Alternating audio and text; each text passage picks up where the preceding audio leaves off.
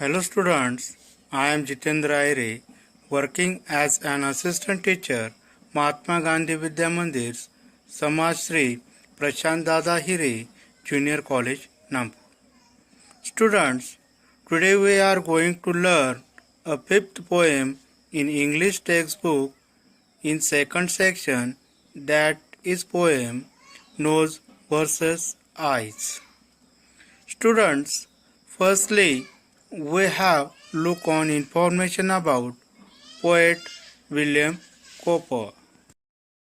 William Cowper was one of the most popular 18th century English poet and composers of hymns. William copper हे 18व्या शतकातील अतिशय प्रसिद्ध असे English poet होते. त्यांचा हाइम्स या प्रकारामध्ये गाढा अभ्यास होता. Students, hymns means a religious songs that Christians sings together in church. Hymns म्हणजे ख्रिश्चन धर्मीय चर्चमध्ये सामुदायिक रीतीने म्हणतात ती धार्मिक प्रार्थना. His poems deal with nature and everyday life. या ठिकाणी विल्यम कूपर यांच्या ज्या कविता आहेत त्या जास्तीत जास्त निसर्ग तसेच एव्हरीडे लाईफ दैनंदिन जीवनाशी निगडीत अशा कविता दिसून येतात. He is aptly describe by Samuel T Coleridge as the best modern poet of his times. S T Coleridge यांच्या म्हणण्यानुसार विल्यम कूपर हे त्यांच्या काळातील अतिशय प्रसिद्ध अतिशय चांगले असे आधुनिक कवी होते.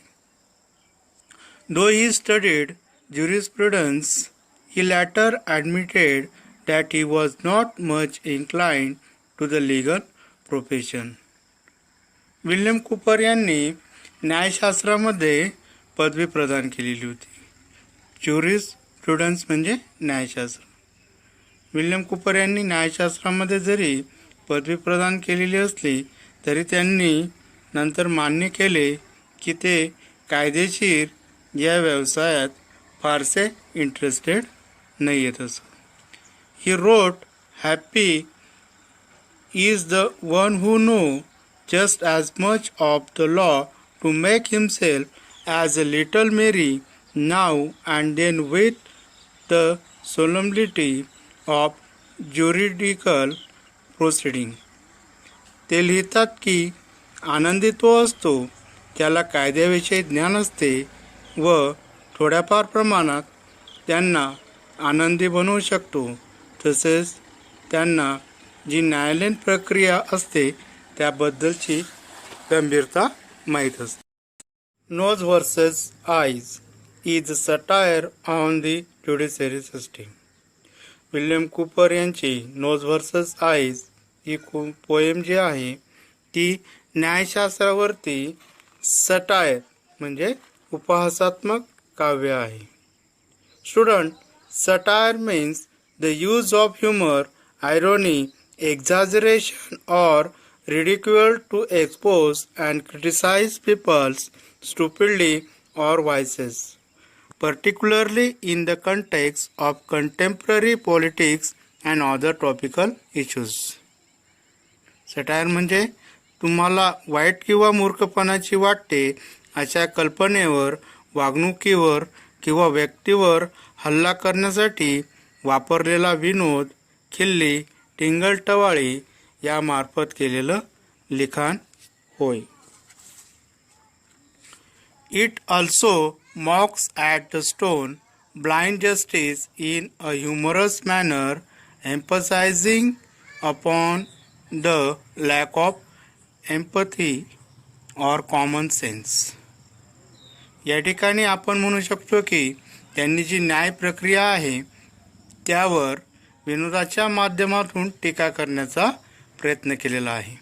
त्यांच्यामध्ये न्याय हा आंधळेपणाने दिला जात असतो व तसेच यामध्ये सहानुभूतीची तसेच कॉमन सेन्स यावर भर देण्याचा त्यांनी प्रयत्न केलेला दिसून येतो. Let us see the poem now. Nose versus eyes. First stanza. Between nose and eyes a strange contest arose. The spectacles set them unhappily wrong. The point in dispute was, as all the world knows, to which the said spectacles ought to belong. Students, in this stanza, once there was an unusual contest. It was between the eyes and the nose. There was a fierce disagreement as to whom the spectacles belong. विद्यार्थी मित्रांनो, या ठिकाणी एकदा डोळे आणि नाक यांच्यामध्ये विलक्षण चढाओढ रंगली, ती चष्म्यासाठी. चष्म्यामुळे डोळे व नाक यांच्यात वादाचा मुद्दा निर्माण झाला की चष्मा कोणाच्या मालकीचा आहे. आणि संपूर्ण जगाला तर माहितीच आहे की चष्मा कोणाच्या मालकीचा असतो ते. Next stanza. So tongue was the lawyer and argued the cause with great deal of skill and a wig full of learning, while chief baron ere sat to balance the laws, so famed for his talent in nicely discerning. Students, in this stanza, the tongue argued the case skillfully, while the air listened as the judge.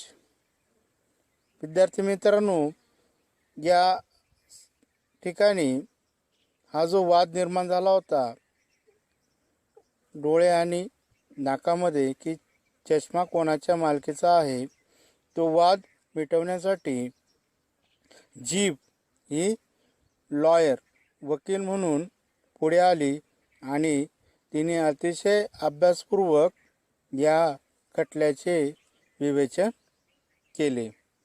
तसेच या ठिकाणी न्यायाधीशाची जी भूमिका आहे ती बजावण्यासाठी कान यांनी पुढाकार घेतला.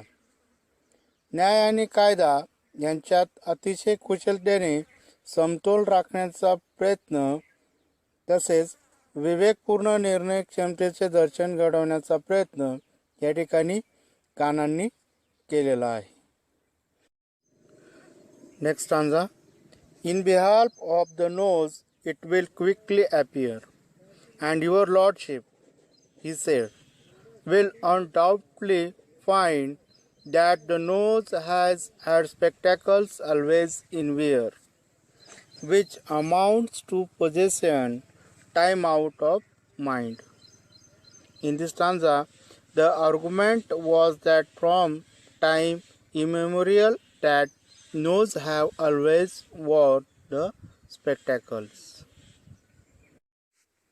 विद्यार्थी मित्रांनो, या ठिकाणी वकील जे आहे जीभ तिने सुरुवातीला नाकाच्या बाजूने आपले मत मांडत म्हटले की चष्मा हा कायम नाकावरच घातला जातो.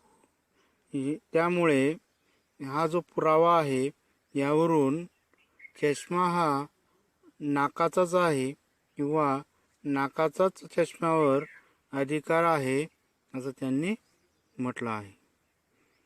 Next stanza.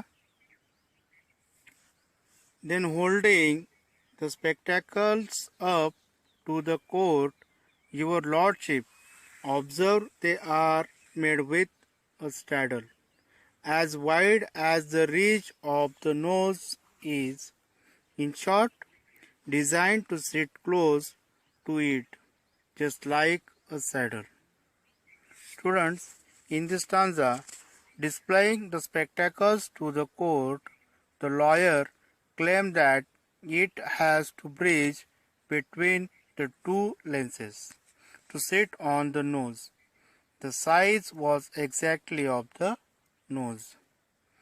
या ठिकाणी जीभ म्हटले की चष्म्याचा मधला जो आकार आहे तो केवळ नाकावरच बसण्यासाठी तयार केलेला आणि त्याचा आकारही बरोबर नाकाच्या उंचवट्याच्या रुंदीचा असतो. हे त्यांनी चष्मा दाखवत पुराव्यानिशी सिद्ध करण्याचा प्रयत्न केलेला आहे. म्हणून ते म्हणतात की प्रत्येक वेळी चष्म्यावर नाकाचाच अधिकार आहे. Next stanza. Again would your lordship a moment suppose in bracket tis a case that has happened and maybe again that the visage or countenance had not a nose, pray who would or who could wear spectacles then. Students, in this stanza, lawyer asked the judge if the face did not possess a nose, where would the spectacles be? वकील जज साहेबांना विचारतात की महोदय, काय होईल आणि काय न होईल समजा जर चेहऱ्यावर नाकच नसते तर चष्मा कोणी आणि कसा घातला असता. हा सुद्धा एक प्रश्न आहे. Next stanza.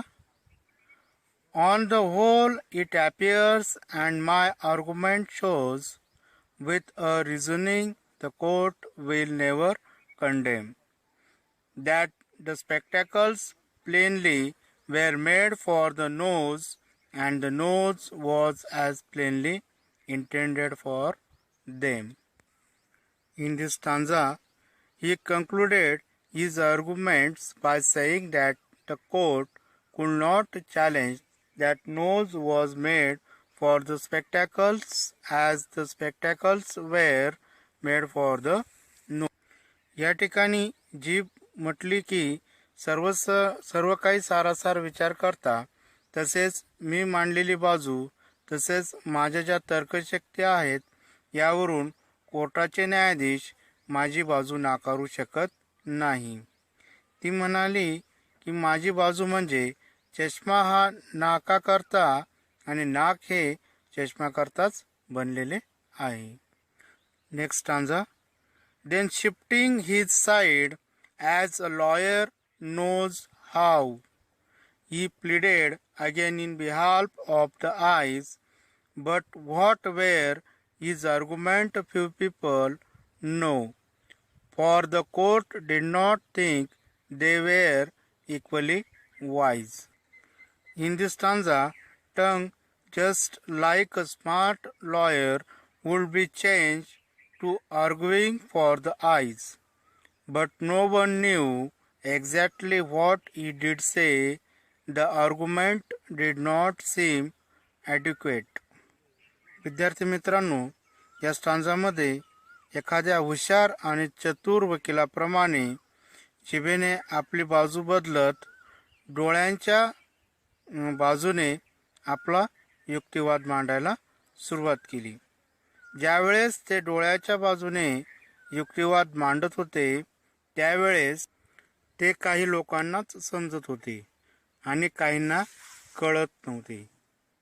आणि न्यायालयाला सुद्धा हा डोळ्यांच्या बाजूने केलेला जो युक्तिवाद होता तो पटला नाही किंवा फारसा लक्षात आला नव्हता. Last stanza.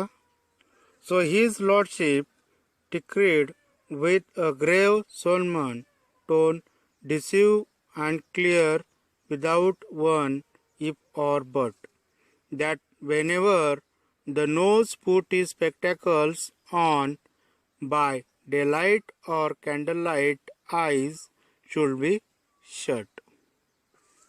Students, in this stanza, therefore the judge gave the verdict in a grave tone, without any hesitation or doubt, that whenever the nose put on his spectacles, the eyes must remain shut. या ठिकाणी न्यायाधीशांनी आपला स्पष्टपणे असा निकाल दिला. तो निकाल म्हणजे इतका स्पष्ट होता की ज्यामध्ये कुठल्याही प्रकारचा किंतु किंवा परंतु नव्हता. तो निकाल असा होता की ज्या ज्या वेळेस नाक चष्मा परिधान करेल, भलेही तो दिवस असो किंवा रात्र, त्या वेळेस डोळे हे बंदच असले पाहिजे.